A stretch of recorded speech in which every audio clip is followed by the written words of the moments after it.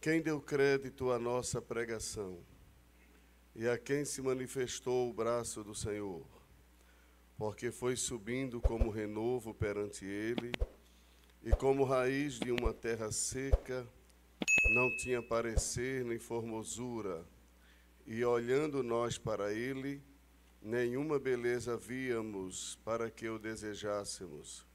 Era desprezado e o mais indigno entre os homens, homem de dores, experimentado nos trabalhos, e como um de quem os homens escondiam o rosto, era desprezado e não fizemos dele caso algum. Leiam comigo o 4 e o 5, todos. Verdadeiramente ele tomou sobre si as nossas enfermidades e as nossas dores levou sobre si. E nós o reputamos por aflito, ferido de Deus e oprimido. Mas ele foi ferido pelas nossas transgressões e moído pelas nossas iniquidades. O castigo que nos traz a paz estava sobre ele, e pelas suas pisaduras fomos sarados. Amém? Vamos nesta oração, os irmãos orem por uma família enlutada lá de Santa Cruz, o irmão Gilmário. Ele cantou aqui há uns 2 anos atrás, e ontem, acho que foi ontem pela manhã, que ele foi no comércio e passou mal e faleceu rapidamente. Ainda era novo, acho que o irmão Gilmário tinha uns 40 anos, mais ou menos, e eu acho que foi um infarto desse fulminante mesmo, mas era crente, estava servindo a Jesus. Orar pela família para Jesus consolar, porque é um choque muito forte, né? E vamos orar por outras famílias também. Eu já vi pedindo oração aqui pela irmã Sueli, lá de Bonança. Oramos ontem, vamos orar novamente e apresentar a Deus. Quantos enfermos tem aqui? Levante a mão. Quem está enfermo aqui? Pode levantar mesmo, não tenha vergonha não. Eu não vou levantar uma porque eu tenho que levantar as duas. Entendeu? Muito bem, vamos orar. Querido Deus, em nome de Jesus, te louvamos, te agradecemos por estarmos na tua casa nesta tarde. Receba a nossa gratidão, te louvamos e bendizemos o teu nome. Queremos te apresentar a família enlutada do irmão Gilmário lá em Santa Cruz. Visita os teus servos, consolando, abençoando. Seja, Senhor, consolo na vida daquela família e da igreja e dos amigos também. Quero te apresentar a irmã Sueli, visita a tua serva no hospital e dê saúde. Tu és poderoso, para ti não há nada impossível, Senhor. Eu quero te apresentar os demais irmãos que estão enfermos. Sejas glorificado. Pedimos a continuidade das tuas bênçãos sobre as nossas vidas. Abençoa todos que aqui estão e aqueles que estão nos acompanhando, assistindo através das redes sociais. Visita os lares nesta tarde, as famílias, os aflitos, aqueles que precisam de um socorro com urgência da tua parte, os que precisam de uma porta aberta, da solução de um problema, de uma vitória, Senhor. Em nome de Jesus, pedimos a ti, confiando na tua graça e na tua misericórdia, no teu poder, no teu amor, na tua soberania. Faça uma obra extraordinária na vida de todos que clamam e que pedem. Em nome de Jesus, te pedimos. Amém. Podem sentar. Meus irmãos, eu serei rápido, eu tenho que ir lá em Olinda daqui a pouco, numa gráfica, e eu quero lembrar os irmãos que amanhã a gente começa aqui a 4ª EBO, Escola Bíblica de Obreiros, mas que é aberta para toda a igreja, para todos os irmãos, todos que desejarem participar deste grande evento. Amanhã estará pregando aqui o pastor Ângelo Galvão, amanhã e na quinta-feira estará pregando aqui. E na sexta-feira, durante todo o dia, com a participação especial aqui da UMADESE, né, as irmãs e os obreiros, estarão pregando o pastor Eduardo Lopes, pastor Josué Brandão e o pastor Cláudio Gama, do Rio de Janeiro. Esses três estarão pregando na sexta e no sábado. E no domingo estará pregando o pastor Eliel Silva. Então, os irmãos estejam aqui. Teremos também alguns cantores que estarão louvando a Deus, dentre eles o cantor Marcos Silva, que está vindo de São Paulo também, do Belenzinho, estará aqui. O pastor Rael, que é um pastor setorial de São Paulo, pastor de Embu das Artes, estará aqui também, canta muito bonito, estará louvando a Deus esses dias. E outros que estarão aqui, e eu quero ver todos aqui, amém? Todo mundo aqui, os 3 dias, 5 dias, né? De amanhã até domingo, dá 5 dias. Não falte nenhum. Venha todos eles, se esforcem e venha buscar e receber da parte de Deus. Amém? Irmãos, eu estava orando ali e veio ao meu coração. Eu não estou dizendo que foi Deus que mandou, a gente tem que ter essa convicção, mas pode ter sido Deus. Amém? Pode ter sido Deus. Eu estava orando e veio o desejo de ler esse texto de Isaías e dar uma palavra bem rapidinha sobre cura divina. Amém? Então eu quero deixar uma rápida palavra. Nós lemos o texto de 1 a 5, mas eu quero apenas me deter no versículo 4 e 5. O profeta Isaías, como acredito que todos sabem, e se porventura alguém não souber, porque sempre tem novos convertidos na igreja e também nos assistindo.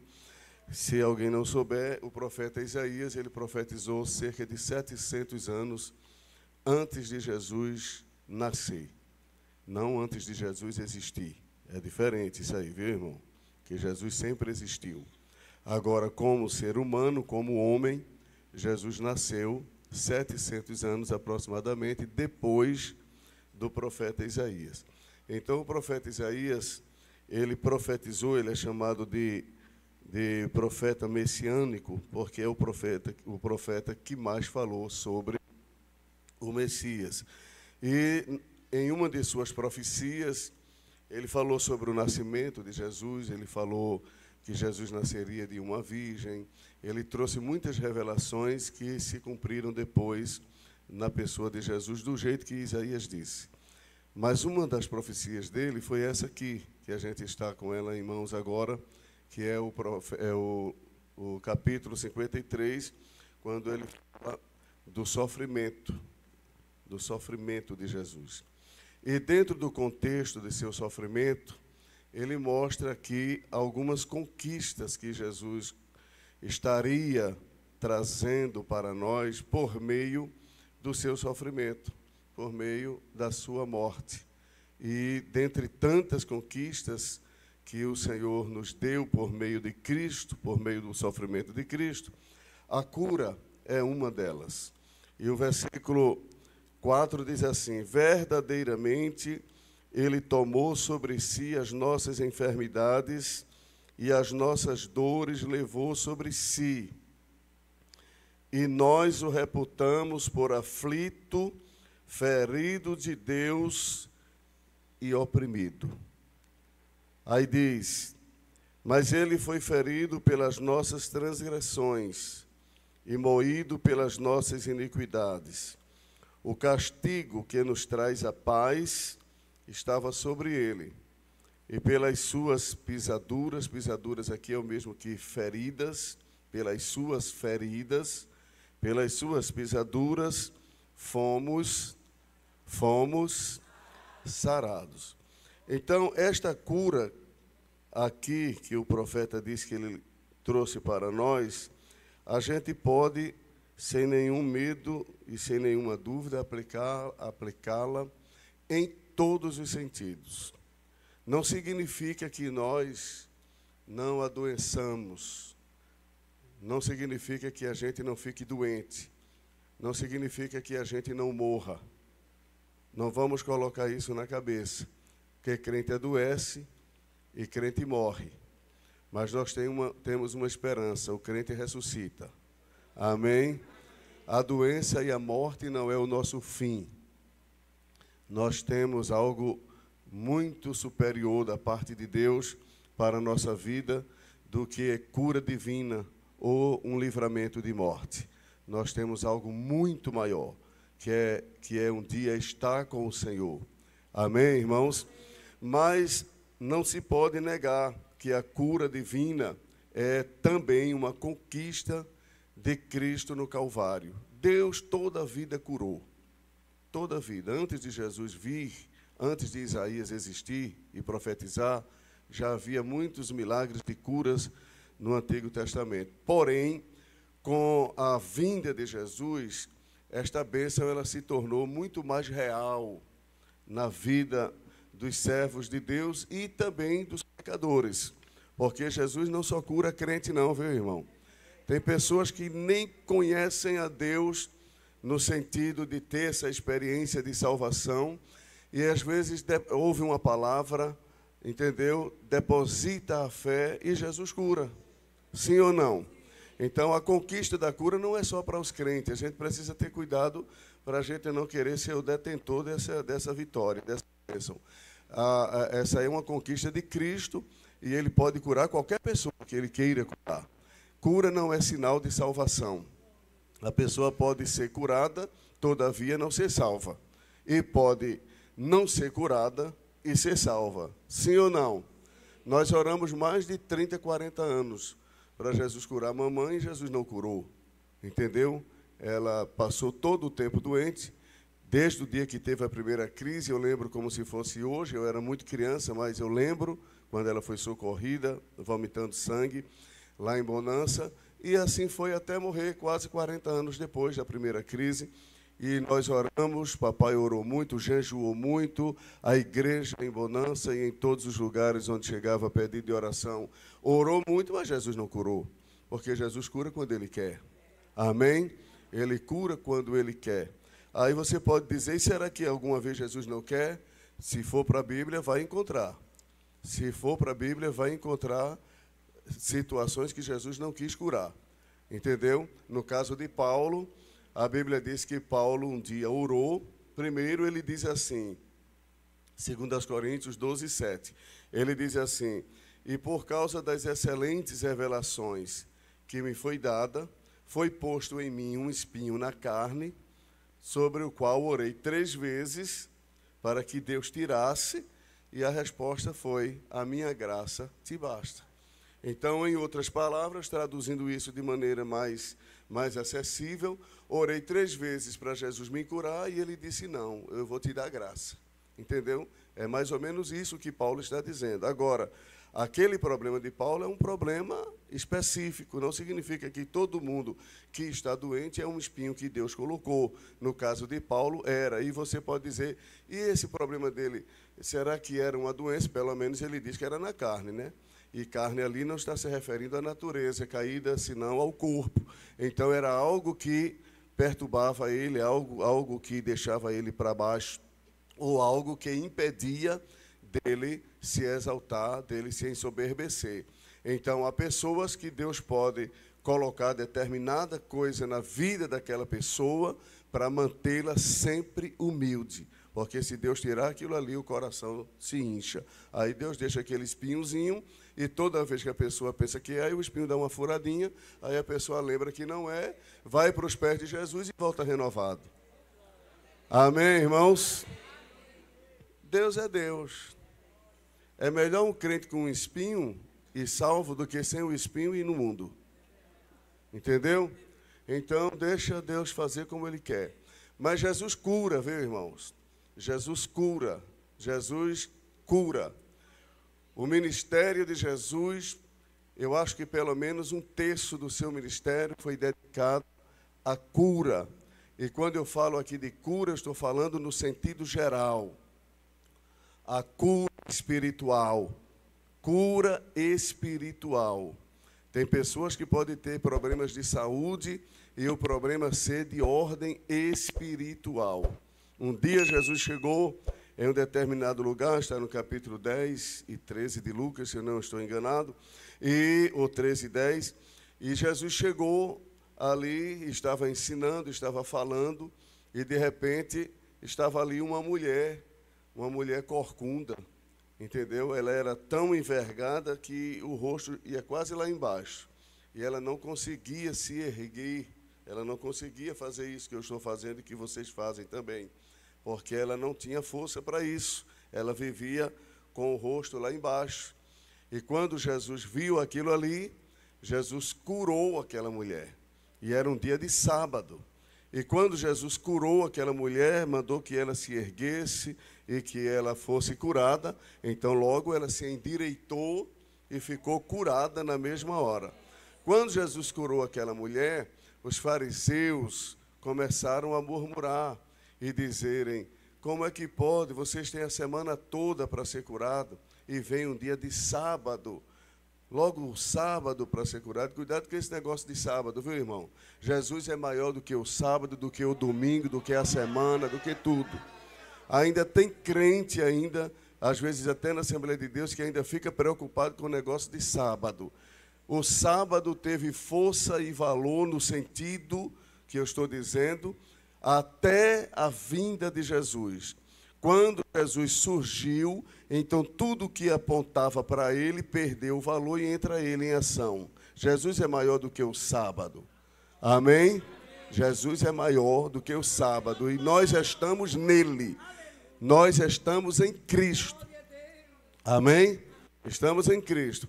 Aí o que é que acontece? Eles começaram a murmurar, dizer: vocês têm a semana toda e vem logo no sábado. Aí Jesus disse: vocês são os hipócritas. No dia de sábado, vocês não pegam o animal de vocês e não levam para comer, ou se precisar não farão outras coisas. Aí veja o que Jesus disse agora: e será que não convinha no dia de sábado eu libertar essa mulher que era escrava de Satanás há 18 anos? 18 anos que aquela mulher andava curvada e ali havia uma presença maligna. Mas naquele dia, Jesus curou aquela mulher. Irmãos, tem pessoas que estão mais preocupadas, irmãos, com formalismo, com cerimônias, com rituais, do que com vidas. Qual é o mais importante? É você, levando para aquela realidade, seria você guardar o sábado ou você curar uma pessoa que estava na mão do diabo? Veja como tem pessoas que são meio bitoladas, né, irmão? São meio ruim da cabeça. Estão mais preocupados com rituais, não por causa do ritual, não por causa da tradição. Irmãos, almas e vidas estão acima de tradições. Almas e vidas, pessoas, para Deus, tem mais valor do que tradição, do que ritual, do que cerimonial, irmão.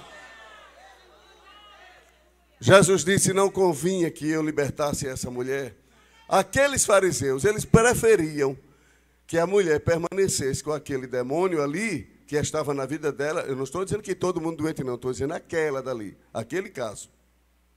Então, cura espiritual. Mas Jesus pode também curar emocionalmente.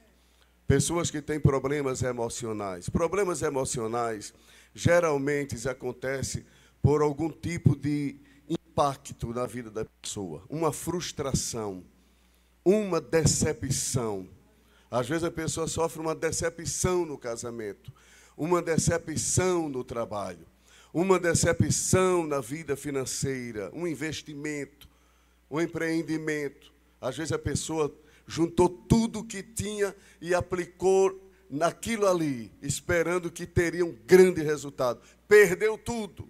Aí vem a frustração, vem a decepção, é assim ou não é? E com a decepção, com a frustração, pode ser também uma palavra pesada que a pessoa ouve, pode deixar a pessoa para baixo e a pessoa dali por diante começar a ter uma situação de saúde, né, emocional, um problema de saúde emocional, e assim sucessivamente. Problemas físicos, doenças físicas também. A gente pode adoecer fisicamente, e a Bíblia mostra várias razões pelas quais podemos adoecer. A gente pode adoecer. Quem está me ouvindo, diga amém. Eu já vou orar para Jesus curar, viu? A gente pode adoecer por problemas hereditários. Você pode trazer com você problemas que foram passados de pai para filhos e assim sucessivamente. Problemas hereditários. Podemos ter alguma predisposição para algum tipo de enfermidade. E também podemos adoecer por quebra de leis naturais. Existem leis que regem a nossa vida e a gente precisa ter cuidado. Vou dar um exemplo. Existe uma lei chamada lei da gravidade. Essa lei é essa aqui, olha. Vou lhe mostrar ela agora. Quem não conhece vai conhecer agora. Se eu soltar essa Bíblia, ela sobe ou desce? Então, isso aqui é uma lei. Essa lei é chamada lei da gravidade. Puxa tudo para baixo. Então, se a pessoa pular de uma altitude, vai se esborrachar todo. Vai ou não vai?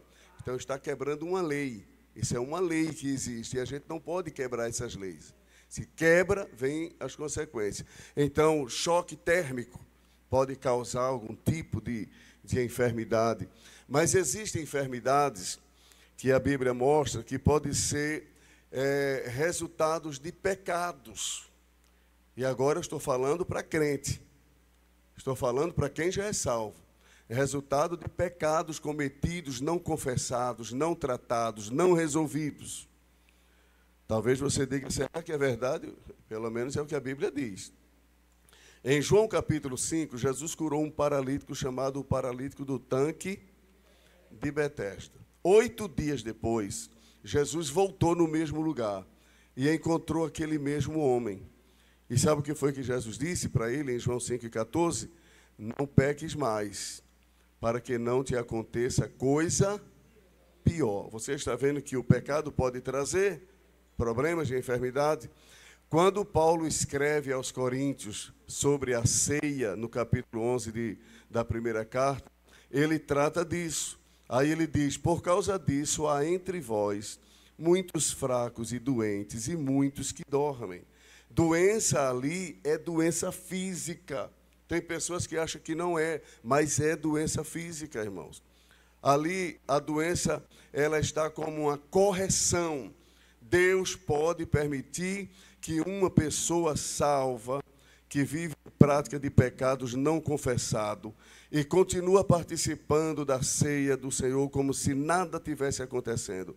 Essa pessoa pode contrair enfermidades gravíssimas e Deus permite isso. Você pode perguntar, para que Deus permite? A Bíblia diz, quando somos disciplinados, quando somos repreendidos, somos disciplinados pelo Senhor para não sermos condenados com o mundo. Então, Deus pode permitir que uma pessoa adoeça e, na força da enfermidade, a pessoa se arrepende, a pessoa confessa, a pessoa se humilha e Deus pode curar aquela pessoa ou guardá-la. Entendeu?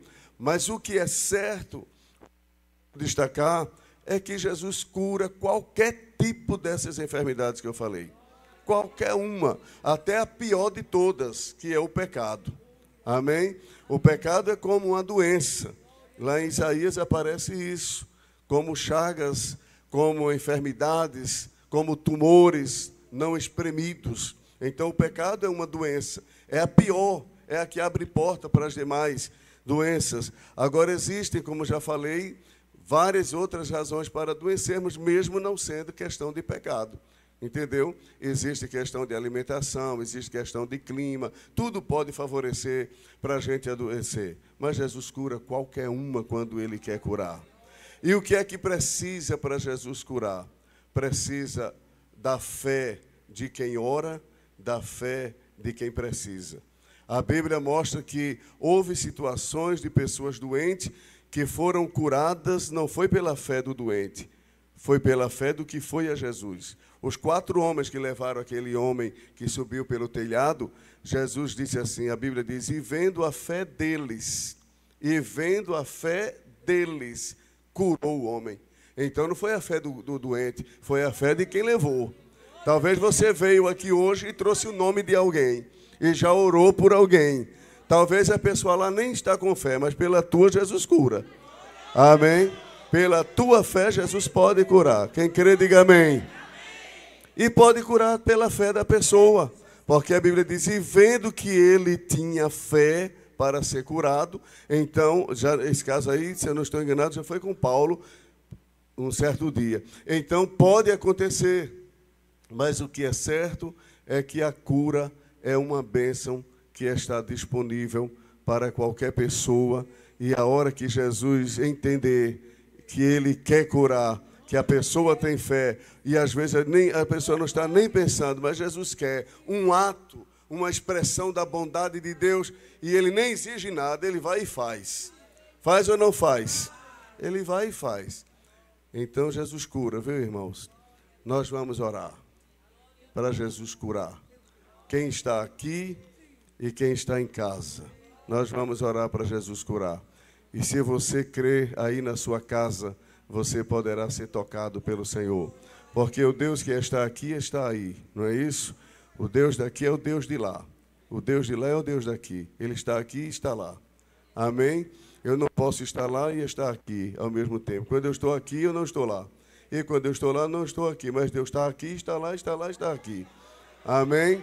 Porque Deus é Deus. E Ele pode fazer uma coisa diferente hoje na vida de muita gente.